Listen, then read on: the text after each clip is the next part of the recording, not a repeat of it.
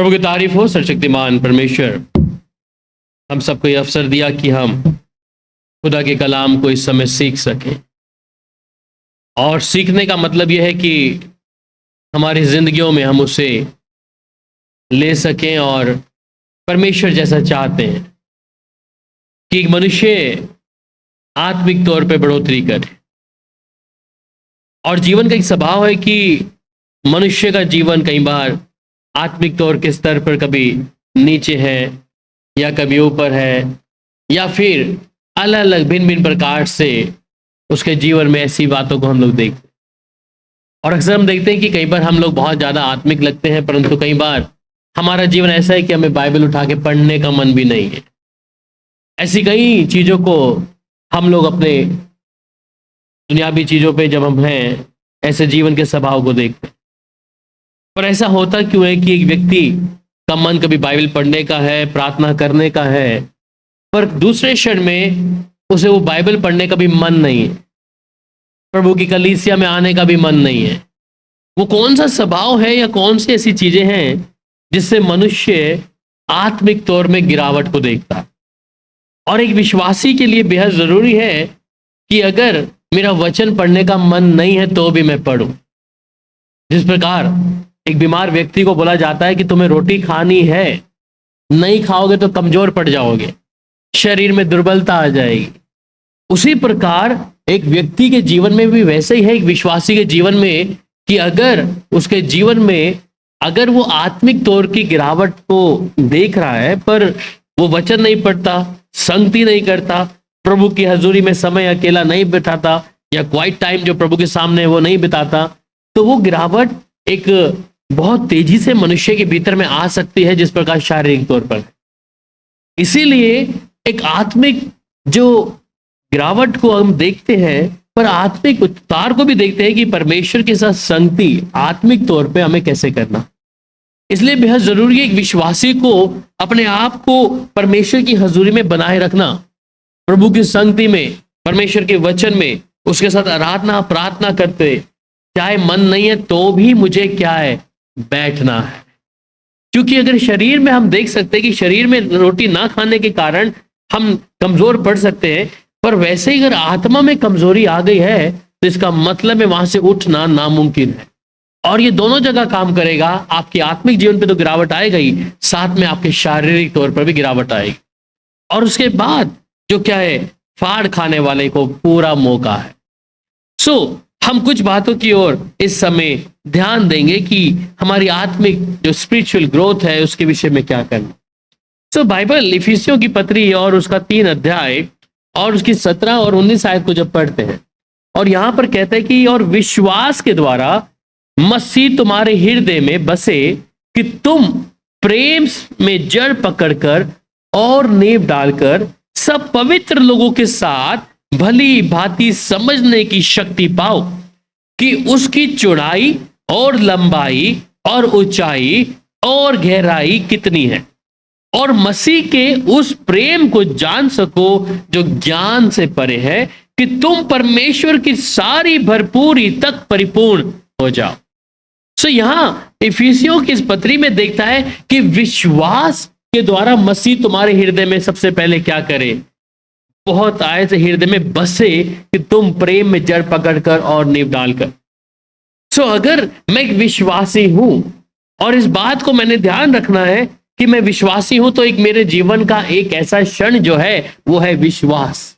और विश्वास अगर है तो मसीह तुम्हारे हृदय में बसे, और अगर मसीह मेरे हृदय में बसा है तो इसके लिए बेहद जरूरी है कि सब पवित्र लोगों के साथ भली भांति समझने की शक्ति पाओ।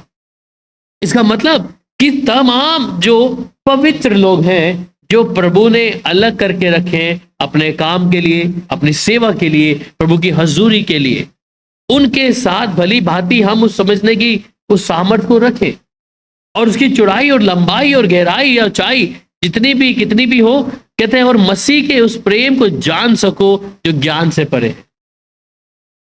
तो जब तक हम पवित्र लोगों के साथ संगति नहीं करेंगे, हम सिर्फ दुनियावी चीजों में रहेंगे, तो गिरावट आ सकता है, आत्मिक गिरावट आ सकता है। इसलिए हम कई बार बोलते हैं कि हम जब लोग आपस में मिलते हैं तो जरूर वचन की बात जरूर करें। मसीह लोग जब भी मिलते हैं आपस में ये भूख और लालसा तो होना ही है। अगर एक प्यासा जब तक खुद नहीं बोलेगा कि मुझे प्यास लगी है, तब तक वो आपके पास पानी नहीं देगा। इसलिए प्यास रखने वाले व्यक्ति के अंदर इच्छा होनी है कि मुझे प्यास लगी है। एक बच्चा जब छोटा है तो जब तक वो दूध के लिए रोता नहीं है तब तक दूध नहीं मिलता उसको। माँ को मालूम नहीं, चाहे वो माँ जितनी भी बड़ी अपने आप को आत्मिक तौर पे या शारीरिक तौर पे समझे, जब तक बच्चा रोएगा नहीं तब तक माँ समझ नहीं पाएगी। उसे मालूम है कि तो भरा पेट है इसलिए कुछ हरकत नहीं कर रहा। उसी प्रकार एक विश्वासी के जीवन में भी उसके साथ परमेश्वर की संगति या परमेश्वर के लोगों के साथ संगति जो है उसे जब तक कहना नहीं पड़ेगा, उस भाव को प्रकट नहीं करना पड़ेगा, तो तब तक नहीं हो पाएगा। पर यह भी है कि हम लालसा कितनी रखते हैं, हम कितनी इच्छा रखते हैं कि प्रभु के साथ मुझे संगति करनी है, प्रभु के साथ, प्रभु के लोगों के साथ कितना परमेश्वर के वचन में बढ़ना है। क्योंकि कोई व्यक्ति जबरदस्ती आपको टीचर क्लास में आता है, उसके लिए सब बच्चे एक जैसे हैं। अब उसमें से जरूरी नहीं कि सब बच्चे 100% लाने वाले हैं, उसमें से सब ऐसे लम्बे जो 0 नंबर लाने वाले भी हैं। टीचर आएगा, लेक्चर देगा, और लेक्चर देने के बाद में कितने लोग पास होंगे ये तो रिजल्ट बताएगा। The same process is that कि हम एक विश्वासी हैं। अगर हम सब विश्वासी हैं तो सिखाने वाले को सिर्फ रखा है। अब ये आपके ऊपर निर्भर करता है कि आप कितनी इच्छा रखते हैं, उसका काम है। हम कई बार YouTube पे इतने लोगों को मैसेज देते हैं, प्रचार करते हैं, इतना मैसेज देते हैं, जरूरी नहीं कि सब लोग तो सुनते होंगे, सब लोगों के लिए वो काम करता होगा। पर जितने लोग हैं जिनके जीवन में काम करता है और वो चीज को और इच्छा को बढ़ाते हैं। सो इसी प्रकार कि हमें परमेश्वर के लिए कितनी भूख है, उसके वचन के लिए कितनी प्यास है, कितना हम परमेश्वर के लिए हैं। तो मेरी आत्मिक जो उस गिरावट को मैंने उतार, जो चढ़ाव है उसे मैंने बढ़ाना है, उसे मैंने परमेश्वर के लोगों के साथ में, संगति के साथ में बढ़ना है।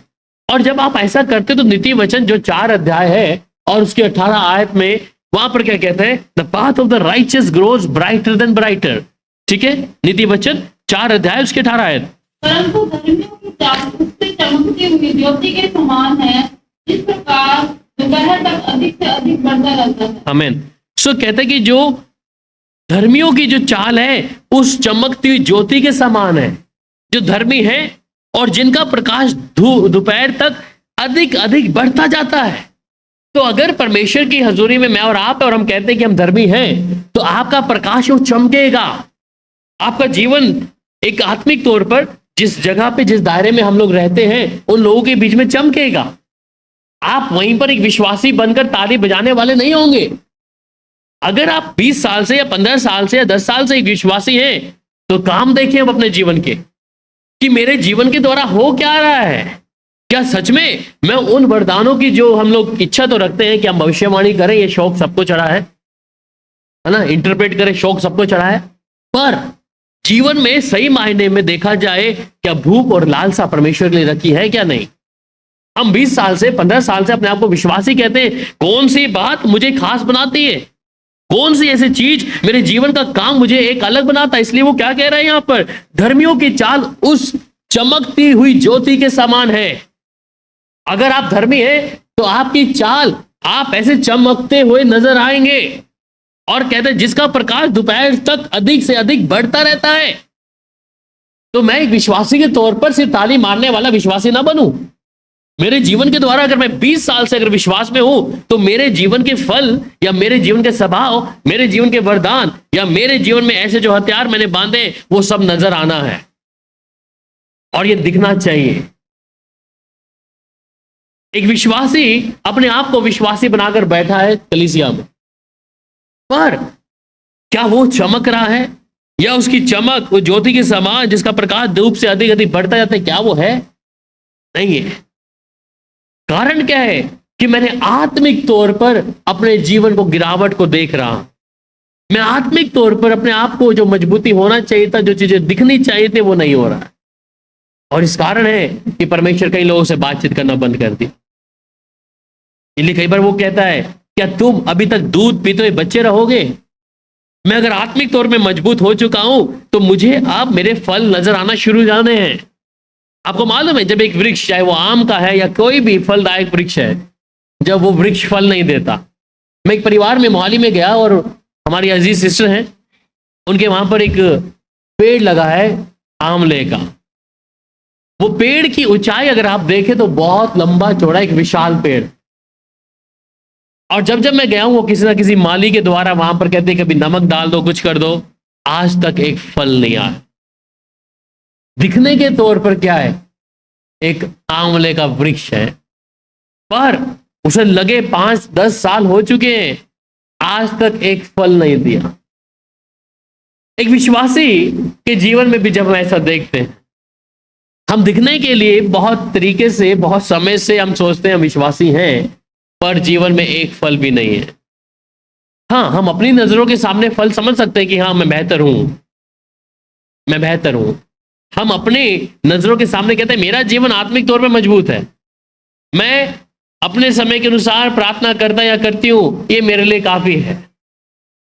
परंतु ये मन आपका भी जानता है और आप इस विषय में जानते हैं कि मैंने कहां ग्रो किया है, मैं किस जगह पे हूं, किस स्थान पर हूं, या मेरा आत्मिक फल या मेरा परमेश्वर के साथ में चलने वाला जो रिश्ता है, क्या वो एक ऐसे स्तर पे है, क्या एक ऐसी बुनियाद पे टिका हुआ है।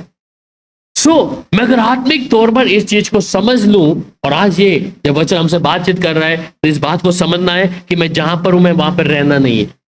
मेरा विश्वास अगर इस लेवल का है, मुझे अगले क्षण में जाना है, मुझे अगले स्तर पर अपने विश्वास पर, मेरे कामों पर मुझे बढ़ना है। ये मायने नहीं रखता कि आपने कितने लोगों को वचन दे दिया, क्योंकि सबसे पहले मायने ये रखता है कि मेरा खुद का जीवन प्रभु के साथ में कैसा है। क्या वो स्वर्ग का परमेश्वर आपसे बातचीत करता है? क्या स्वर्ग का परमेश्वर के सामने जब आप उसकी हजूरी में बैठते हैं, क्या वहां से कोई जवाब आता है? जब आप बाइबल खोलते हैं, क्या कोई प्रकाशन या भेद आपके सामने आता है? समझ वहां पे आ जाती है। यूं कहे कि बहुत सारी दुनिया है बाइबल पढ़ती है, जिनको मालूम है कि बाइबल है, वचन पढ़ते हैं, उन्हें मालूम है वचन है, पर प्रकाशन और भेद सबके पास नहीं है। इसलिए मुझे जानने के लिए आवश्यकता है कि मैं इस बात को जानूं, समझूं कि मैं अगर आत्मिक तौर पर अगर एक बच्चे के समान जीवन जी रहा हूं और मेरा जीवन वहीं की वहीं है, तो कोई फायदा नहीं है। सिर्फ ये सोचकर कि मैं पानी की डुबकी लेकर, मैं प्रभु के साथ चलकर, अब मैं सिर्फ यही मेरा जीवन है और इसी जीवन के अनुसार मैं अपने जीवन को व्यतीत करूंगा, ये मेरे लिए काफी है, तो इतना काफी नहीं है। इस बात को समझना है कि अगर मैं प्रभु में हूं तो मैं एक नई सृष्टि हूं। इसलिए वो साफ कहता है कि धर्मियों की चाल उस चमकती हुई ज्योति के समान है। अगर परमेश्वर मुझे और आपको वो चमकती हुई ज्योति बनाया है, अगर मैं धर्मी हूं तो उसकी ज्योति मेरे अंदर चमकनी है। इसलिए बाइबल में बहुत अच्छा उदाहरण देता है, यशायाह नबी की किताब में, वहां कहता है उठ और प्रकाशमान तेज पर परमेश्वर का प्रकाश उदय हुआ है। इसका मतलब कि परमेश्वर का प्रकाश तो उदय हो चुका है, परंतु मैं अभी उसी स्थान पर हूं, मैं अपने आप को अभी तक वहीं पर रखा है। मैं कितना समय प्रार्थना में है, कितना समय प्रभु के साथ संगति में, कितना किन बातों में मेरा समय गुजरता है। अगर हम अपने जीवन का एक डायग्राम तैयार करें और देखें कि मैं किस स्तर पे हूं, मेरा ज्यादा समय किस जगह पे जाता है, कौन सी फजूल की बातों में मेरा समय जा रहा है, कौन सी ऐसे फजूल की चीजों को देखने में मेरा समय जा रहा है, ये हम सब यहां पे बैठे हैं। और यह है आत्मिक गिरावट को गिराने का एक छोटा सा नमूना, कि हम आत्मिक तौर पर मेरी स्पिरिचुअल ग्रोथ के विषय में मैं कहां पर गिर रहा हूं, मैंने किन चीजों को पहला प्रेफरेंस दिया है, कौन सी चीजों को सबसे पहला नहीं दिया। कई लोग अपने प्रोफेशन को, अपने कामों को, बिजनेस को, नौकरी को, कोई अपने करियर को लेकर, या कोई इधर बकबक की बातें करने के तौर पर। ये बहुत सारी चीजें जो है एक आत्मिक तौर पर एक मनुष्य को परमेश्वर की हजूरी से धीरे धीरे क्या है पीछे लेके जा रहा है। मैं अगर 15 साल में, 20 साल में विश्वासी हूं तो मेरे जीवन के फल कौन से हैं? बाइबल साफ तौर पे मरकुस 16:16 में कहती है कि विश्वासियों के अंदर वो चिन्ह होंगे, वो चिन्ह होंगे कि वो बीमारों को छुएंगे, प्रार्थना करें, ठीक हो जाएंगे, वो गैर भाषाओं को बोलेंगे, वो नाना प्रकार की अन्य भाषाओं में बातचीत करेंगे, वो कई सारे जो वरदान, जो गिफ्ट हम लोग देखते हैं। परंतु आज विश्वासियों की हालत क्या है? वो विश्वास में वहीं की वहीं है, जहां पर थे, आज भी वहीं पर है और कल भी वहीं पे होंगे, क्योंकि हम बियॉन्ड उस दायरे से बाहर नहीं गए हैं, उस दायरे के अंदर ही हैं। मेरी आत्मिक तौर पर मुझे सबसे पहले यहां कहता है कि पवित्र लोगों के साथ संगति, उसकी संगति में मुझे बढ़ना है। प्रभु के लोगों के साथ में जब मैं बैठूं या वार्तालाप करूं तो मैं उस चीज की इच्छा जिज्ञासा दिखाऊं। अगर मैं इच्छा नहीं दिखाऊंगा या नहीं दिखाऊंगी तो क्या होगा? वो दूसरा व्यक्ति आपको जबरदस्ती नहीं थोपेगा। अगर हम इच्छा रखें कि मुझे वचन को सीखना है, प्रभु के साथ चलना है, तो कोई सिखाने वाला जरूर आपको बताएगा। पर मेरे मन में इच्छा ही नहीं है इस बात को, आपको पता ही नहीं है कि आपको क्या खाना है क्या नहीं खाना, तो आप कैसे मांग कर सकते? इसलिए आत्मिक गिरावट के विषय में ये बात को जानना जरूरी है। आज बहुत से लोग क्या है, आत्मिक तौर पर गिर रहे हैं। वहीं पर इब्रानियों 5 अध्याय और उसकी 14 आयत, पर अनजानों के लिए है, जिनकी ज्ञान इंद्रिय अभ्यास करते करते भले बुरे में भेद करने में निपुण हो गई है। आमीन। सो कहते हैं पर अनजानों के लिए है, जिनकी ज्ञान इंद्रिया अभ्यास करते करते भले बुरे भेद को करने के लिए पक्के हो गए हैं। तो इसका मतलब क्या है कि जो अन्न है, रोटी किसके लिए है? सियानों के लिए है, जिन्हें इस बात के विषय मालूम लग गया है कि उनकी जो ज्ञान इंद्रियों का अभ्यास करते करते वो भले और बुरे भेद करने के लिए पक्के हो गए हैं। सो अन्न जिसके विषय में हम बात कर रहे हैं कि अगर मैं आत्मिक तौर में अपने आप को एक बच्चा ही समझ के बैठा हूं कि मुझे कोई दूध की निप्पल लेके मेरे मुंह में चुसाता रहे, आप बड़े हो चुके हैं, शरीर में बड़े हो चुके हैं, पर आप ये सोच रहे हैं कि कोई हमें जबरदस्ती सिखाता रहे तब हम करेंगे, वरना नहीं करेंगे। तो इसका मतलब मेरा आत्मिक जीवन का स्तर कहां पर दिखा रहा है कि मैं अभी भी वही दूध पीने वाला ही। पर अगर जिस अन्न के विषय में, जिस विषय में हम लोग बात करते हैं वो परमेश्वर का कलाम, इसलिए ज्ञान इंद्रियों का अभ्यास करते करते बुरे बुरे भेद करने के लिए जो पक्के हो गए अन्न उन्हीं के लिए है। इसका मतलब कि अगर मैं अपने आप को इस तौर पे समझता हूं कि मैं परिपक्व हो चुका हूं या मैं इस बात को समझ सकता हूं, तो मैं इस बात को समझने के कारण क्या है कि मैं उस परमेश्वर के उस वचन की भूख की प्यास की जो लालसा रखता हूं, अवश्य है परमेश्वर उसकी पूर्ति करेगा। अगली बात में लिखता है 1 कुरिन्थियों 14 अध्याय उसकी 20 में, the stop being the like a children. ठीक है, 1 कुरिन्थियों 14 अध्याय उसका 20 आया। हे भाइयों, तुम समझ में बालक ना बनो, बुराई में तो बालक रहो, परंतु समझ में सियाने बनो। सो अगर आप आत्मिक तौर की बात करते हैं कि मैं एक आत्मिक तौर पे मजबूत हूं, तो ये वचन साफ कहता है कि हे भाइयों, तुम समझ में बालक ना बनो। क्योंकि हम इस बात को कह सकते हैं कि हम 15 साल से विश्वास में हैं, 20 साल से विश्वास में हैं, परंतु कहता है परंतु समझ में सियाने बनो। तुम समझ में बालक ना बनो, क्योंकि तुम अपने आप को, जब हम कहते हैं कि हम इतने सालों से विश्वास में, तो वो गुण, वो परपक्वता, वो परफेक्शन मेरे जीवन में नजर आना है।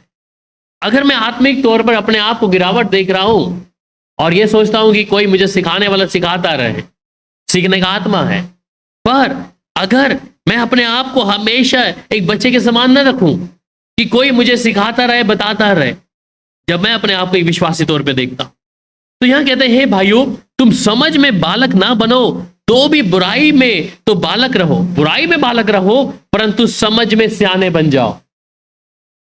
अब एक विश्वासी के जीवन के चिन्हों के बारे में अगर देखें कि हमारा जीवन प्रभु के साथ में इतने समय तक है और कैसे हम लोग प्रभु में चल रहे हैं, मेरे जीवन में वो चीजें जिसके विषय में परमेश्वर मुझसे डिमांड करता है, जिस विषय में परमेश्वर मुझे चाहता है कि तुम ग्रो करो, और एक आत्मिक तौर पे बढ़ोतरी के जीवन के बारे में अगर देखें तो उसके चाल चलन में, उसके हर एक स्वभाव में एक बदलाव होगा, एक मैच्योरिटी होगी, निर्णय को लेने के लिए मैच्योरिटी होगी, कुछ करने से पहले कुछ करने के लिए मैच्योरिटी होगी। समझ के लिए तो बोला यहां पे बाइबल में कि तुम सियाने बनो, और बुराई के लिए तुम बालक बनो। पर अगर मैं एक आत्मिक तौर के गुण को देखूं कि मेरा जीवन प्रभु के साथ कैसा है, मैं कुछ निर्णय को जब हम लोग देखते हैं, मैं एक बचपने के तौर पर भी करते हैं कई चीजें को, पर अगर हम उस स्तर पे पहुंच गए हैं और परमेश्वर में हम कहते हैं कि मैं सब कुछ जान चुका हूं, मैं सब कुछ, कौन मुझे सिखाएगा, तो भी हम कई बार सियाने की बात नहीं करते। हम बालकों के समान उन बातों को कई बार करते हैं। और फिर वहां पर पहला पत्रस जब 2 अध्याय और उसकी 2 आयत कहता है, grow up in your salvation, मतलब तुम्हारा जो उद्धार है उसको भी हमने बढ़ाना है। जी, पहला पत्रस 2:2। नए जन्मे हुए बच्चों के समान निर्मल आत्मिक दूध की लालसा करो, ताकि उसके द्वारा उद्धार पाने के लिए बढ़ते जाओ। आमीन। सो क्या कह रहा है? नए जन्मे हुए बच्चों के समान निर्मल आत्मिक दूध की लालसा करो, ताकि उसके द्वारा उद्धार पाने के लिए तुम क्या करो? बढ़ते चले जाओ। तो नए जन्मे बच्चों के समान मुझे आत्मिक दूध की लालसा तो करना है, पर अगर मैं ये कहता हूं कि मैं एक आत्मिक तौर पे मजबूत हो चुका हूं, या मैं अपनी हर चीजों को अपने नियंत्रण में कर सकता हूं, मुझे वो लालसा जो है बच्चे के समान रखना है आत्मिक दूध की, पर उसके साथ में कहता है कि उद्धार पाने के लिए तुम क्या करो? बढ़ते चले जाओ। हम यहां पे बैठे सब लोग कहते हैं वी गॉट अ सैल्वेशन, हमें उद्धार मिला है और रिडेम्पशन, हमें छुटकारा मिला है प्रभु यीशु के नाम से।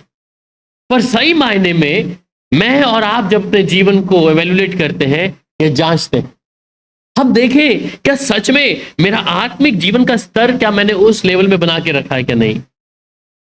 ज्यादातर कब है हमारा आत्मिक चीजों की गिरावट? कब है? जब हम संसारिक सभाओं में, संसारिक वार्तालाप या संसारिक सभाओं की ऐसी चीजों में हम शामिल होते हैं, हमारा आत्मिक जीवन का जो स्तर क्या है वो नीचे आएगा। पर अगर मैं आत्मिक तौर की इस गहराई को समझूं कि परमेश्वर मुझे इस बात के विषय में सियाना, अगर मैं अपने आप को सियाना कहता हूं कि मैं 20 साल से विश्वास में हूं या 15 साल से विश्वास में हूं, तो मेरे जीवन का स्तर क्या है उस अलग लेवल पे होगा। एक विश्वासी के लिए बेहद जरूरी है कि अपने जीवन के उतार चढ़ाव को वो हमेशा जांचे, सेल्फ एवेल्युएशन उसको करे। हर दिन अपने जीवन को जांचे कि मैं कितना परमेश्वर की आत्मिक तौर पर अपने आप को रखा है। और ये कारण क्या है कि कई बार जब हम अपने जीवन को जांचते नहीं है, सेल्फ एवेल्युएशन नहीं है, एक आत्मिक तौर की जो स्पिरिचुअल ग्रोथ के विषय में जब हम बात करते हैं कि हमें आत्मिक तौर में बढ़ना है, पर बहुत से लोग कई बार गिर जाते हैं। एक मनुष्य की टेंडेंसी है, एक स्वभाव है कि मनुष्य कोशिश तो करना चाहता है परंतु कहीं ना कहीं गिर जाता है। पर फिर भी हम एक स्तर पर रहकर, इसलिए कई बार दाऊद भी कहता है कि प्रभु मुझे एक स्थिर आत्मा दे। स्थिर आत्मा मतलब कि जो फ्लक्चुएशन ना हो, वो मेरी आत्मा प्रभु स्थिर रहे, चाहे कुछ भी मेरे सामने हो, कोई लोग कोई भी बातचीत करे या कोई भी कोई स्वभाव वाला व्यक्ति आए, मैं अपने जीवन को न्यूट्रल रखूं। तो अगर मैं उस स्तर तक पहुंचता हूं, वो वेल एंड गुड है कि अगर आप उस स्तर तक पहुंचते हैं तो परमेश्वर भी उन बातों को जाहिर करता है। इसलिए वहां साफ तौर पे कहा कि जो अन है वो बच्चों के लिए नहीं है, वो सियानों के लिए है। सियाने मतलब जो इस बात की मैच्योरिटी रखते हैं जो परमेश्वर के कलाम में है और परमेश्वर की वचन से न दाएं मुड़ते ना बाएं मुड़ते हैं, जिसके जीवन में दो तरफा जीवन नहीं है या दो तरीके का जीवन नहीं है कि बाहरी तौर पर, एक बाहरी और अंदरूनी तौर पर। आजकल हमारे जीवन में बहुत सारे बाहरी जीवन अलग है, अंदरूनी जीवन अलग है, या कहीं ना कहीं ऐसे जीवन को हम लोग देखते हैं। पर अगर हम एक आत्मिक तौर पे बात करें तो उस व्यक्ति का स्वभाव हर चीज क्या होगी? स्थिर होगी एक ही जगह पर। वो अपने आत्मिक तौर पर भी वहीं पर स्टैंड करेगा या बाहरी तौर पर भी एक ही जगह पर स्टैंड करेगा। इसलिए बेहद जरूरी है कि जब हम अपने उद्धार के विषय में बात करें तो उद्धार को बढ़ाने के लिए क्या है? परमेश्वर के साथ उसकी आज्ञा पालन। मेरे आत्मिक जीवन को मैं मजबूत करके रखना है, मेरे आत्मिक जीवन को मैं गिरावट की ओर नहीं, जिस उद्धार को प्रभु ने मुझे दिया है मैं उसको संभाल के रखना। उसके साथ में फिर बाइबल में आगे क्या कहता है? इब्रानियों 5:12 में फिर क्या कहता है? By now you ought to be teachers. इब्रानियों 5:12 कि अब तक तुम्हें अध्यक्ष हो जाना चाहिए था। समय के विचार से तुम्हें गुरु हो जाना चाहिए। समय के विचार से तुम्हें गुरु हो जाना चाहिए था। तो क्या है कि कोई तुम्हें परमेश्वर के वचनों की आदि शिक्षा फिर से सिखाए। सो बाइबल में इस बात में कह रहा है कि समय के अनुसार से तुम्हें गुरु हो जाना चाहिए, परंतु तुम्हें फिर क्या है? आदि शिक्षा के बाद में ये आदि शिक्षा फिर से कोई सिखाए। तुम ऐसे हो गए हो, खुद ही चाहिए। तुम्हें अन्न के बदले अभी तक दूध ही चाहिए। तो मैं अपने आत्मिक जीवन को देखूं, मुझे किस स्तर पे होना चाहिए? समय के अनुसार तुम्हें गुरु होना चाहिए। पर हम क्या है? अभी तक बच्चे बन के बैठे। बच्चे का स्वभाव रखना है उस बुराई के लिए, पर जब प्रभु के वचन के साथ चलने की बात आए तो मुझे उस बारे में क्या है? मुझे मजबूती होना है। मुझे उस बात में मजबूत होकर एक दूसरों के लिए आशीष का कारण ठहरना है। अपने अंदर उन चीजों को देखना है जो परमेश्वर चाहता है। पर यहां क्या कह रहा है, तुम्हें तो अभी तक अन्न, दूध ही चाहिए, अन्न नहीं चाहिए। इसलिए मेरे स्वभाव को मैं क्या है, बदलना है। मेरे जीवन में आई हर एक ऐसी गिरावट को मैंने दूर कर देना है। अब ये आया क्यों है? बाइबल में लिखता है, पहला कुरिन्थियों और उसका 3 अध्याय 1 से 4 पढ़ता है। आया क्यों है ये? Because of jealousy, quality and says you are still infant. First Corinthian chapter 3 verse 1 to 4। हे भाइयों, मैं तुमसे इस रीति से बात ना कर सका जैसे आत्मिक लोगों से, परंतु जैसे शारीरिक लोगों से, और उनसे जो मसीह में बालक हैं। मैंने तुम्हें दूध पिलाया, अन्य ना खिलाया, क्योंकि तुम उसको नहीं खा सकते थे और अब तक भी नहीं खा सकते हो, क्योंकि अब तक शारीरिक हो। इसीलिए कि जब तुम फिर से कहा और झगड़ा, तो क्या तुम शारीरिक नहीं और क्या मनुष्य की रीति पर नहीं चलते? क्योंकि जब एक कहता है मैं पौलुस का हूँ और दूसरा मैं अपोलोस का हूँ, तो क्या तुम मनुष्य नहीं अपोलोस? तो यहां पर पौलुस साफ तौर पे क्या कह रहा है कि हे भाइयों, मैं तुमसे इस रीति से बातें ना कर सका जैसे आत्मिक लोगों से। इसका मतलब पौलुस क्या देख रहा है कुरिन्थियों की कलीसिया में, कि उनके अंदर वो मैच्योरिटी नहीं देख रहा। जो सिखाना मांग रहा है वो कहता है मेरे को नजर नहीं आ रहा। इसलिए उसने साफ तौर पे कहा कि जो बातें ना कर सका और आत्मिक लोगों से, परंतु जैसे शारीरिक लोगों से और उनसे जो मसीह में बालक हैं। तो पौलुस कई जगह पे रुक गया। हालांकि उसकी शिक्षाओं को आप देखें बहुत अच्छी है, बेहतर है, पर वो कई जगह पे रुका है।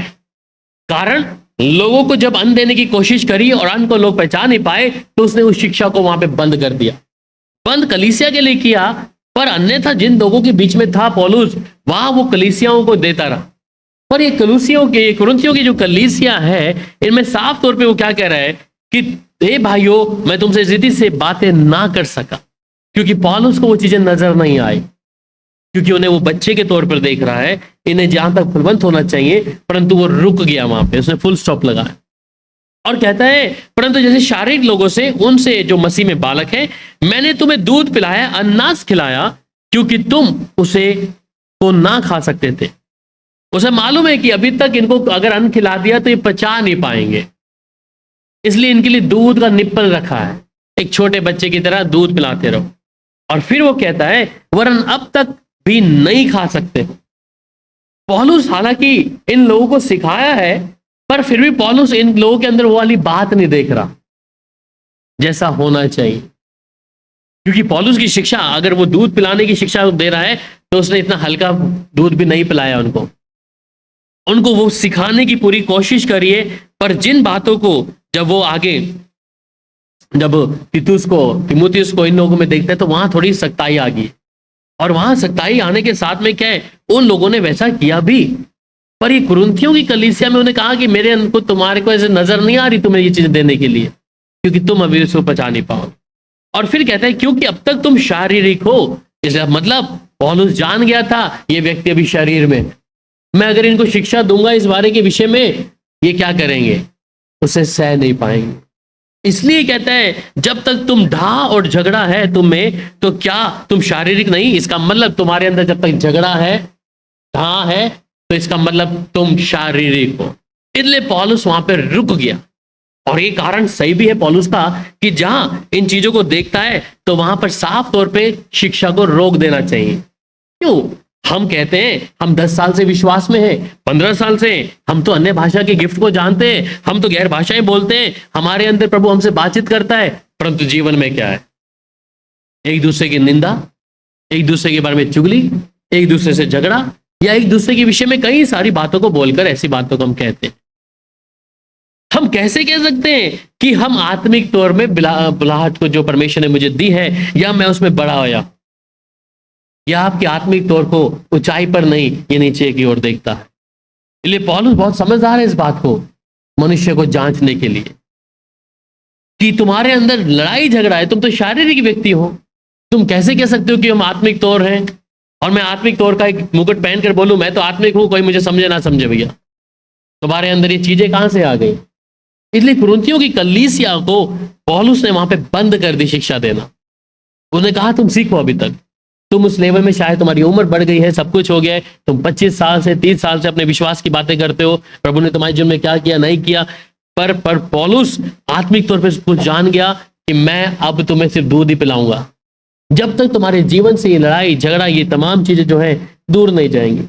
इसलिए तुम शारीरिक नहीं मनुष्य की रीति पर क्या नहीं चलते। और फिर वो कहता है इसलिए कि जब एक कहता है कि मैं पौलुस का हूं और दूसरा कि मैं अपोलोस का हूं, तो क्या तुम मनुष्य नहीं हो।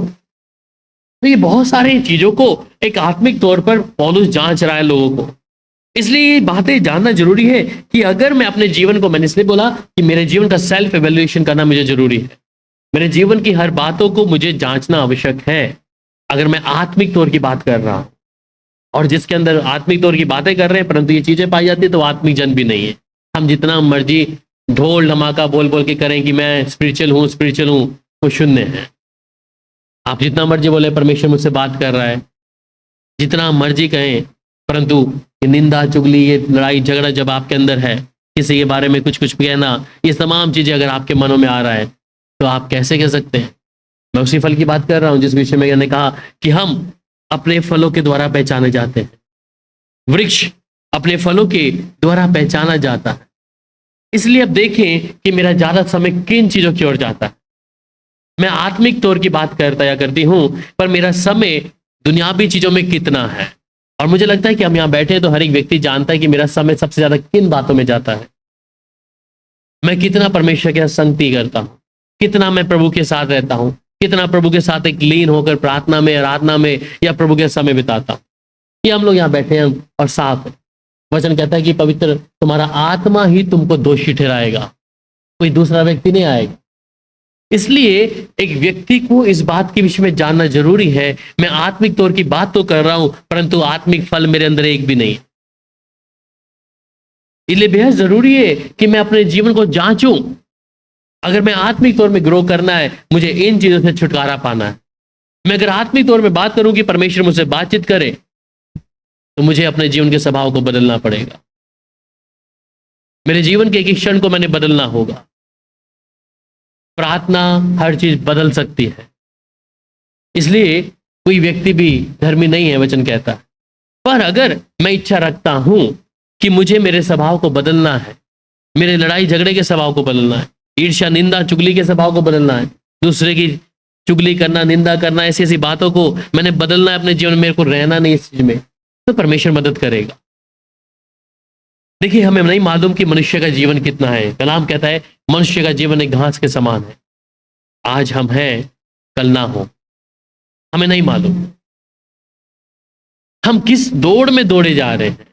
मैंने कहां पे शुरुआत करी? आत्मा में, परंतु मैं शरीर की इच्छा पे आके समाप्त कर दिया। कि हम सब बैठे यहाँ पे, हर एक व्यक्ति जानते हैं जब बपतिस्मा लेते हैं तो हम जानते हैं उस समय बड़ा शौक होता है, पानी की डुबकी लेना है कि मैं भी अब मसीह बन गया हूँ, मैं भी एक विश्वासी बन गया हूँ, मैं भी अब जोर से जबरदस्ती जाके पानी में डुबकी लेके। परंतु कुछ क्षण बाद क्या है, वो ठंडापन आ जाएगा।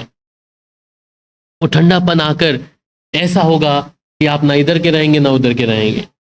ऐसे बहुत मसीहों को मैंने देखा है जो शुरुआती तौर में बहुत जल्दी जल्दी बपतिस्मा लेके डुबकी लेकर आए, परंतु जीवन में यीशु मसीह कहीं नहीं है, कहीं नजर नहीं आता। फिर हम किस आत्मिकता तौर पे बात करते हैं? बाइबल में एक चीज और आता है जब हम निर्गमन की किताब को पढ़ते हैं, और इस निर्गमन की किताब को जब 32 अध्याय और उसकी 1 से 18 में जब पढ़ते हैं, thing that make us go backwards, no leader Moses on the mountain. पढ़िएगा। जब लोगों ने देखा कि मूसा को पर्वत से उतरने में विलंब हो रहा है, तब वे हारून के पास इकट्ठे होकर कहने लगे, अब हमारे लिए देवता बना जो हमारे आगे आगे चले, क्योंकि उस पुरुष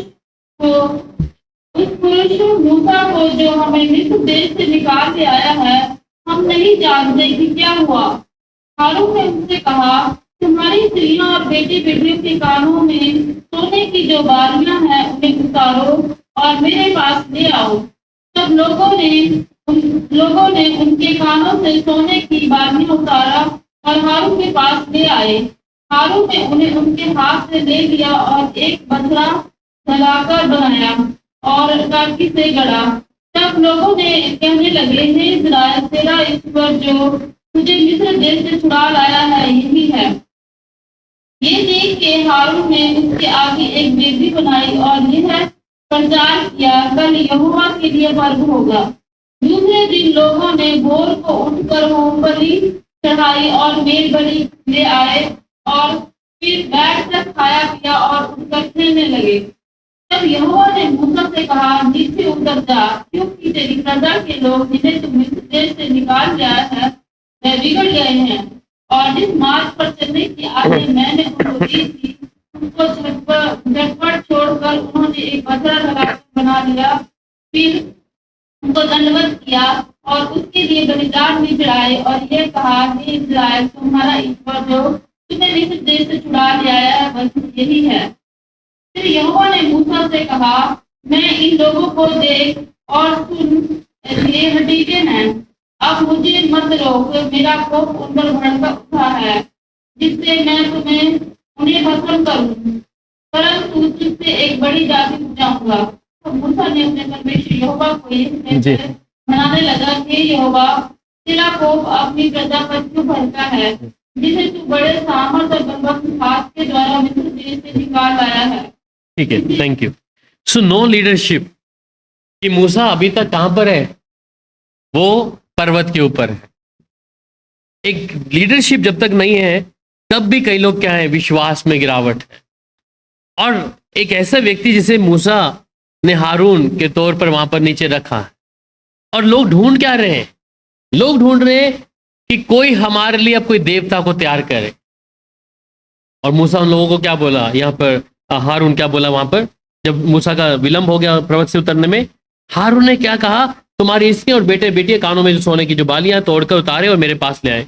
और जब लेके आए तो लोगों ने उनके कानों सोने बालियों को तोड़कर उतारा और हारून के पास ले गए और हारून ने उन्हें उनके हाथ से लिया, एक बछड़ा ढालकर और टंकी के से गाड़ा। तब वे कहने लगे कि इस्राएल, तेरा परमेश्वर जो तुझे मिस्र देश से छुड़ा लाया है वह यही है।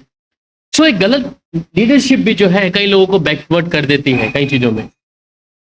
इसलिए समझना जरूरी है कि मूसा का इन्होंने इंतजार ना करते हैं कि मूसा विलंब कर रहा है आने में, पर ऐसे कई कारण हैं कि लोगों के आत्मिक तौर पर जिस प्रकार कई चीजों को हम लोग रिसेंट चाहते हैं कि परमेश्वर ऐसा करके दे। बाइबल में लिखा है कि एक बैड कंपनी, जिसके विषय में सुलेमान के विषय में पढ़ते हैं कि उसकी जो कंपनी थी वो बैड थी, अच्छी उसकी जो संगति थी वो ठीक नहीं थी। और वहां सुलेमान की जो पत्नियां हैं उनके विषय में देखते हैं तो वहां पर भी हम देखते हैं, पहला राजा 11 अध्याय उसकी 4 आयत में भी, कि वहां उनके पूरे स्वभाव के कारण क्या है, उसके आत्मिक तौर पे गिरावट आना शुरू हो गया। ये वही सुलेमान है जिसने परमेश्वर के कामों को, परमेश्वर के दर्शन को देखा है और परमेश्वर ने उससे बातचीत भी की है कि मैं, अगर तू मेरे अपने पिता दाऊद के समान चलेगा तो वो बरकत जो मैंने दाऊद को दी है मैं तुझ पर, तेरे घराने पर देता रहूंगा। पर बुरी संगति के कारण क्या हो गया इसके जीवन में? ऐसी बातों से ये घिर गया। और वहां फिर जब वहां पे देखते हैं आगे जाके, पहला कुरिन्थियों 15 अध्याय उसके 33 आयत में भी, वहां पर भी जो कई गलत मॉरल्स उसके बारे में पढ़िएगा जरा। पहला कुरिन्थियों 11:15 उसके 33 आयत, पहला कुरिन्थियों 15 उसके 33।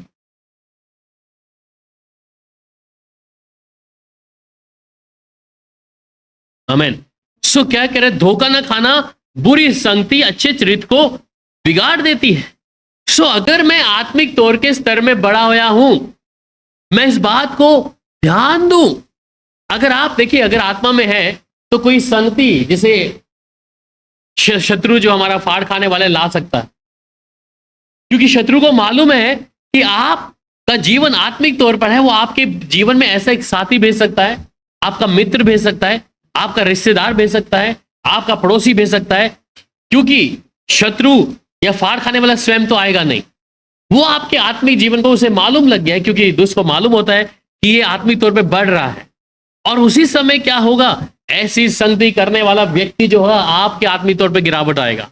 अगर आप बाइबल पढ़ते हैं रोज और एक व्यक्ति आपको ऐसा मिलेगा, भाई आज मूवी देखने चलते हैं, आज हम ये बाइबल ना पढ़ते, हम रोज तो प्रार्थना करते हैं, रोज तो बाइबल पढ़ते हैं, आज थोड़ा समय हम इधर जाके संगति करते हैं, उधर जाके कुछ फिल्म देखने के लिए, कहीं घूमने के लिए, तो ये क्या है, ऐसे स्वभाव की जो संगति होगी वो आपके आत्मिक जीवन को धीरे धीरे, और मैं कहता हूं हमेशा कि पाप हमेशा एकदम से जल्दी से नहीं आता, वो थोड़ा सा आएगा और थोड़ा थोड़ा करके क्या आएगा, आपको परमेश्वर की हजूरी से, परमेश्वर के वचन से दूर कर देगा। और अक्सर आज ऐसा ही है बहुत से विश्वासियों के जीवन में भी। जब संडे चर्च का समय होता है, वो कोई सहेली आ जाएगी, हमें आज वहां जाना चाहिए, या हमें वो करना चाहिए, या कोई मित्र आ जाएगा, हमें वहां नहीं जाना, आज ये कर लेते हैं। अरे संडे तो एक ही बार आया है, इसलिए हमें बाकी दिन तो काम करना है, हमें घर के काम करने हैं, हमें नौकरी जाना है, इसलिए हम आज उधर चलते हैं, उधर घूम फिराते हैं। तो ऐसी कई संगतियों के कारण क्या है, इसलिए साफ तौर पे कहते हैं धोखा ना खाना, बुरी संगति अच्छे चरित्र को बिगाड़ देती है। सो बाइबल में बहुत सारी ऐसी बातों को हम लोग यहां देखते हैं। और जब आप दूसरा इतिहास chronicle, second chronicle chapter 25 verse 2 to 14 देखते हैं, वहां पे एक वर्ल्डली सक्सेस के लिए अमेजिया के बारे में है। ठीक है, दूसरा इतिहास उसका 25 अध्याय 2 से 14 तक, सेकंड क्रॉनिकल्स।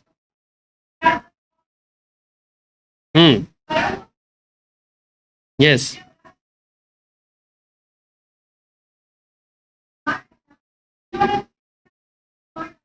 हम्म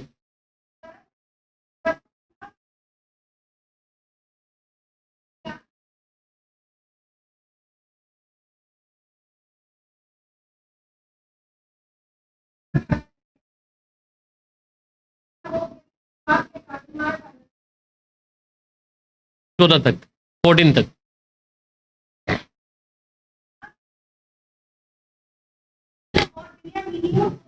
करके उनको मित्रों के घरानों के अनुसार श्रेष्ठ पत्नियों और सब पत्नियों के अधिकार में ठहराया, और उनमें से जितनों की आयु 20 वर्ष की अथवा उससे अधिक थी, उनकी गिनती करके 3 लाख भाला चलाने वाले और ढाल उठाने वाले बड़े बड़े योद्धा पाए। फिर उसने 1 लाख इस्राएली शूरवीरों को भी 100 की कार चांदी देकर बुलवाया।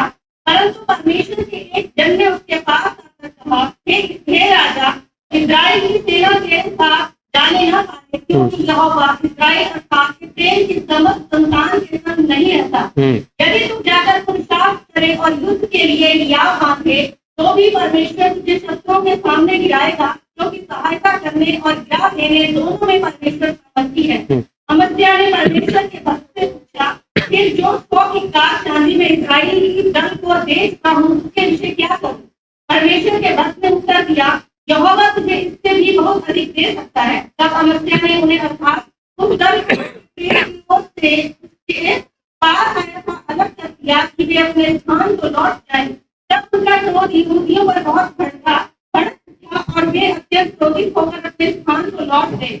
परंतु अमस्याह याव बांधकर अपने लोगों को ले चला और नमक की तराई में जाकर 10,000 शहरियों को मार डाला।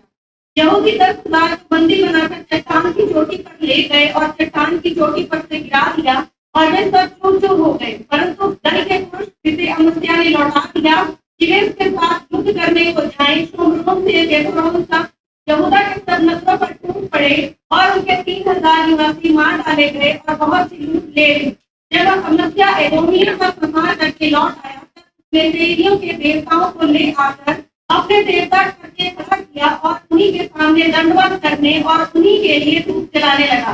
तब यहोवा का क्रोध अमस्याह पर भड़क उठा और उसने उसके पास एक नबी भेजा, जिसने उससे कहा, जो देवता अपने लोगों को तेरे हाथ से बचा न सके, इनकी खोज में तो क्यों लगा है? वह उससे कह रहा था कि उसने उससे पूछा, क्या हमने तुझे राजमंत्री ठहरा दिया है?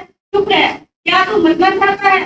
तब वह नबी यह कहकर चुप हो गया, मुझे मालूम है कि परमेश्वर ने तेरा नाश करने ठान लिया है, क्योंकि तूने ऐसा किया है और मेरी सम्मति नहीं मानी। आमीन। तो यहाँ अमस्याह के बारे में है, और अमस्याह क्या है, एक वर्ल्डली सक्सेस के लिए, दुनियावी उस सक्सेस के लिए इस काम को किया। तो अमस्याह इस बातों को एक नबी वहां पर आकर उनको बताता है, परंतु अमस्याह क्या है, अपनी मनमानी करता है। उसे कुछ नजर नहीं आ रहा कि मुझे वर्ल्डली सक्सेस चाहिए। आज दुनिया में क्या है, आज लोग एक संसारिक जो सक्सेस पाने के लिए कुछ भी कर देंगे, कि दुनियावी चीजों में, दुनियावी चीजों के अंदर पाने के लिए उन्हें परमेश्वर के वचन को तोड़ना पड़े तो भी तोड़ने के लिए तैयार रहते हैं। और यही एक मनुष्य के जीवन में सबसे बड़ा गुनाह है। आज हर एक व्यक्ति को करियर में या सक्सेस चाहिए। वैसे ये राजा अमस्या ने भी क्या किया, अमस्या ने ये भी क्या कह रहा है कि मैंने उन लोगों को मार दिया है। राजा के पास नबी आता है कि तू इस तरीके से जो मैं तुझे कर रहा हूं, परंतु वहां बाइबल में लिखा है कि परमेश्वर का दास जब उसके पास है वो कहता है कि परमेश्वर तेरे विरुद्ध में ठान लिए तेरे को नाश करेगा। हम कई बार कुछ चीजों को पाने के लिए, सक्सेस होने के लिए क्या करते हैं, हम परमेश्वर के कामों को, परमेश्वर की इच्छा को हम लोग अपने तरीके से ठान लेते हैं। और ये कारण क्या है कि ना उस व्यक्ति के लिए संसारिक तौर पर तो थोड़े टाइम तक आपको नजर आएगी चीजें, परंतु कुछ समय बाद उनको भी नाश होना पड़ेगा। इसलिए एक आत्मिक व्यक्ति को इस चीज को जानना आवश्यक है कि मुझे हर एक स्थिति में परमेश्वर की इच्छा को जानना। मैं अपनी समझ और बुद्धि के सहारे से लेकर नहीं, परंतु मैं परमेश्वर की समझ, परमेश्वर के सहारे से मैं हर एक चीज को करने की क्षमता रखता हूं। और ये कारण है कि बहुत से लोग परमेश्वर की आत्मा की आवाज को सुनना भी पसंद नहीं करते, क्योंकि वो हमें कई बार बुरा लगता है। परमेश्वर का वचन जब पढ़ते हैं, वो पढ़ने में हमें कई बार जब काटता है तो बुरा लगता है। किसी व्यक्ति की गलती बताएं तो उसे सुनने में बुरा लगता है। कारण क्या है? उसी प्रकार जिस प्रकार पौलुस इस बात के विषय में कुरिन्थियों की कलीसिया में कह रहा था कि तुम शारीरिक हो, तुम्हारे अंदर वो शारीरिक दशा है, इसलिए तुम बर्दाश्त नहीं कर पा रहे, इसलिए मैंने तुम्हारे लिए सिर्फ दूध ही रखा, तुम्हें अभी तक वो भोजन मैंने खिलाया नहीं। पर जीवन के कई सारी जगहों पर हम लोग देखते हैं कि अगर हम प्रभु के साथ आत्मा में चले और प्रभु के साथ अगर हम चाहते हैं कि परमेश्वर की हजूरी में, तो वहां पर रोमियो 6 अध्याय और उसकी 6 आयत में जिस प्रकार कहता है कि obedience to the God lead us to righteousness, मतलब कि जब हम परमेश्वर के साथ में उसकी आज्ञाकारिता में चलते, वो हमारी धार्मिकता में चलने के लिए मदद करता है। रोमियो 6 अध्याय उसकी 16 आयत। क्या तुम नहीं जानते कि जिसकी आज्ञा मानने के लिए तुम अपने आप को दासों के समान सौंप देते हो, उसी के दास हो, चाहे पाप के जिसका अंत मृत्यु है, चाहे आज्ञाकारिता के जिसका अंत धार्मिकता है। बिल्कुल। तो कहते हैं क्योंकि हम जानते हैं कि हमारा नहीं रोमियो 6 का 6 पढ़ा हमने, 6 का 6 हम जानते हैं कि हमारा पुराना मनुष्य उसके साथ क्रूस पर चढ़ाया गया ताकि पाप का शरीर व्यर्थ हो जाए और हम आगे को पाप के दासत्व में ना रहें। ठीक है। तो कहते हैं क्योंकि हम जानते हैं कि हमारा पुराना मनुष्य जो है उसके साथ क्रूस पे चढ़ाया गया है ताकि हम पाप का शरीर व्यर्थ हो जाए, ताकि हम आगे को पाप के दासत्व में ना रहें। सो अगर मैं आत्मा में मजबूती पाकर प्रभु के साथ चल रहा हूं, तो अब मैं उस पाप के बंधन से आजाद हो गया।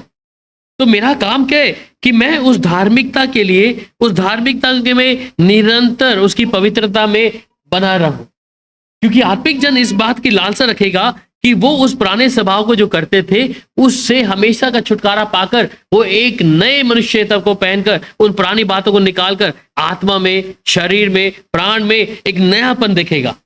पर अगर आत्मा में कोई काम हलचल हुई नहीं है तो वो व्यक्ति वहीं कहीं रहेगा। इसलिए वहां पर फिर दूसरा कुरिन्थियों 10 अध्याय की 4 और 5 में जिस प्रकार कहता है कि obedient thought life is a spiritual victory. दूसरा कुरिन्थियों 10 अध्याय उसके 4 से 5।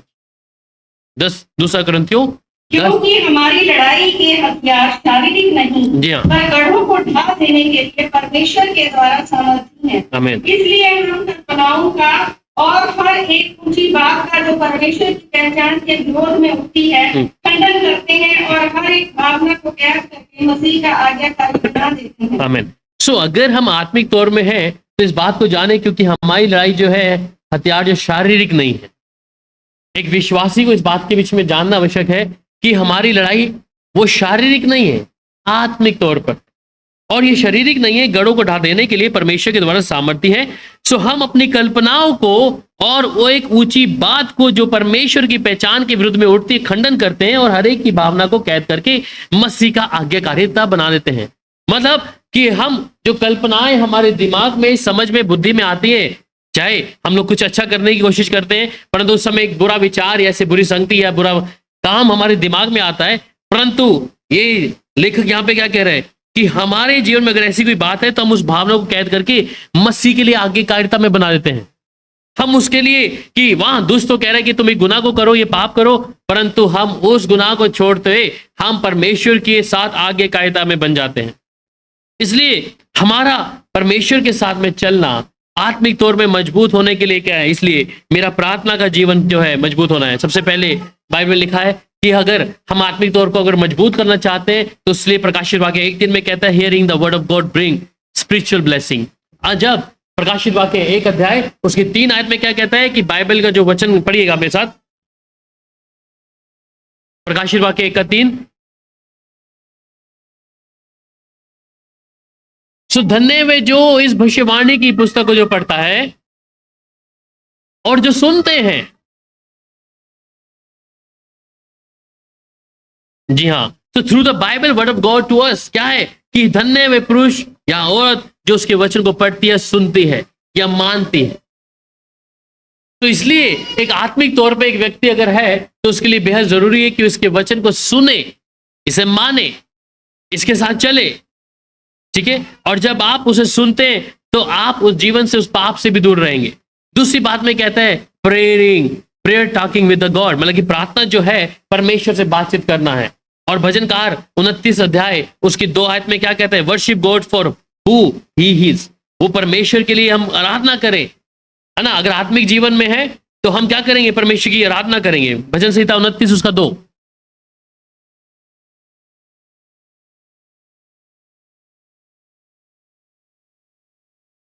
जी हाँ, prayer talking with the God, प्रार्थना क्या है, परमेश्वर से बातचीत करना है। प्रार्थना ये नहीं कि मुझे कुछ मांगना है, मैं परमेश्वर के सामने प्रार्थना जब करूं तो परमेश्वर से बातचीत करूं। और इससे ज्यादा अधिकतर ईसाई को मालूम नहीं कि प्रार्थना है क्या। प्रार्थना कोई मांगने का जरिया नहीं है कि प्रभु के सामने बैठ गए हम लोग लिस्ट लेके। प्रार्थना है कि मैं अगर आत्मिक जन हूं तो मैं परमेश्वर की इच्छा को जान पाऊं कि प्रभु मेरे जीवन में तेरी इच्छा क्या है, तू क्या मेरे द्वारा चाहता है प्रभु जी।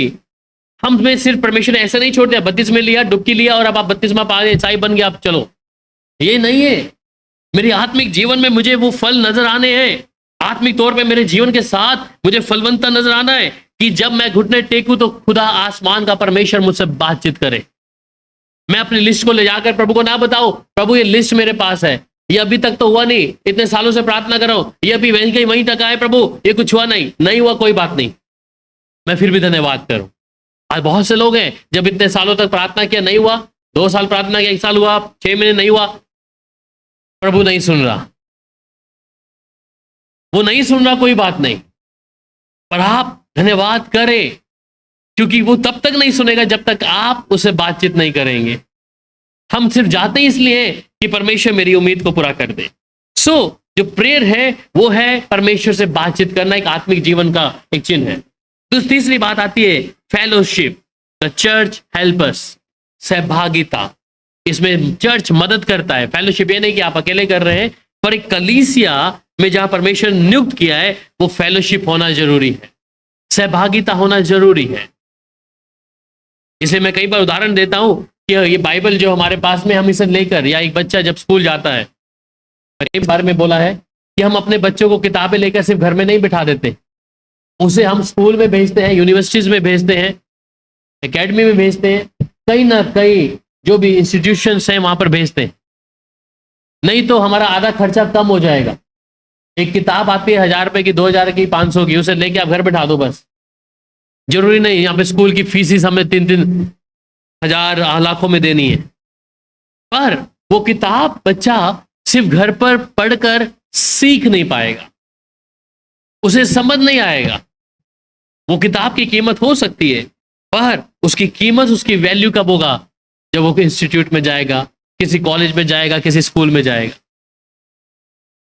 उसी प्रकार बाइबल हमारे हाथों में है, पर ये बाइबल हमारे हाथ में है, पर हम पढ़ते कितना है। या हम सोचते हैं बाइबल तो मेरे पास में है, मैं खुद ही समझ लूंगा, मुझे आ जाएगा। नहीं आएगा। आज इतने सारे बाइबल कॉलेज खोले हुए हैं, इतने बड़े बड़े बाइबल के सिखाने वाले स्कॉलर्स रखे सारे हैं, जो लोग कई उपलब्धियों को किया है। वो कारण क्या है उनका, आज भी लोग सीखते हैं, चाहे उम्र में इतने बड़े हो गए, परंतु वो सीखते हैं, पवित्र आत्मा की मौजूदगी में सीखते हैं। बाइबल ये नहीं कि आप घर में जाके सीख लिया और पवित्र आत्मा को सिखा दिया। आप बाइबल के जितने लोगों को देखोगे, या पौलुस, पतरस, ये जितने चेले हैं, सब सीखे हैं। पौलुस के साथ में हम तीतुस को देखते हैं, तीमुथियुस को देखते हैं, बरनबास को देखते हैं, कितने लोगों को देखते हैं जो सीखते हैं, उनकी अधीनता में है। इसलिए सिर्फ बाइबल को घर में रखकर पढ़ना आपके लिए काफी नहीं है, उसके लिए जगह है, क्योंकि वो प्रकाशन और भेद प्रभु एकदम से नहीं दे देगा आपको। इसलिए प्रभु कहता है वो फेलोशिप, वो चर्च, वो संगति है। फिर चौथी बात आता है मिनिस्ट्री, प्रभु के काम को, जो वी हेल्प अस अदर्स, कि हम उन दूसरों की भी हिफाजत करें, हम दूसरों की सहायता करेगा। आत्मा में अगर काम हुआ है तब, अगर आत्मा में कोई काम नहीं हुआ तो हम उसके वचन को जानने के बाद भी कुछ नहीं कर पाएंगे। मैं सिर्फ ताली बजाने वाला एक विश्वासी ना बन जाऊं, सिर्फ संगति में आने वाला एक व्यक्ति अपना चेहरा दिखा के ना, ये मेरा नहीं है। मेरे गुण, मेरे अंदर आत्मा में तौर में प्रभु ने जो काम किया है वो बाहरी तौर पे भी प्रकट होना है। मेरे आत्मिक तौर के जो फल हैं वो वृक्ष पर फल नजर आने हैं। मैं बीज तो बो दिया है अपने अंदर, पर वो फलवंत नहीं हो रहा। उसका समय पे पानी देना, उसको रोज गुड़ाई करना, वो मैं कर नहीं रहा। मैंने वचन को तो रख लिया, हाँ प्रभु है, वचन जानता हूं, प्रभु प्रार्थना सुनता है, बस इतना मालूम है। कभी दुख आ गया, प्रभु के सामने प्रार्थना किया, प्रभु ने सुन लिया, काफी है, इतना काफी नहीं। इसलिए मुझे हर चीज में, आत्मा में, प्रार्थना में, मजबूती में प्रभु के साथ फलवंत होना, प्रभु की संगति और आत्मा में मुझे मजबूत होना है। प्रभु की आत्मा के द्वारा मुझे क्या है, अपने आत्मा में लगे हुए फलों को बढ़ाना है, कि मैं नीचे ना रहूं। मेरा आत्मा प्रभु से बातचीत करे। जब मैं खुदा के कलाम को खोलूं, खुदा मुझसे बातचीत करे। जब मैं घुटने टेकूं, जब मैं अकेला जाऊं, मैं अपने अकेले समय को प्रभु के सामने रखूं, स्वर्ग का परमेश्वर मुझसे बातचीत करे। तो इसलिए हम अपने जीवन को आत्मिक तौर पे जरूर देखें। अगर मैं अपने जीवन को ना देखूं, एक दिन समय आएगा हमारा जीवन भी ये मनुष्य श्री का डेरा गिर जाएगा, और फिर प्रभु के सामने हम किस मुंह से जाएंगे? हम कैसे प्रभु के सामने खड़े होंगे? आइए अपने जीवन को जांचें और प्रार्थना करें कि प्रभु हमें इन सब बातों में मदद करे।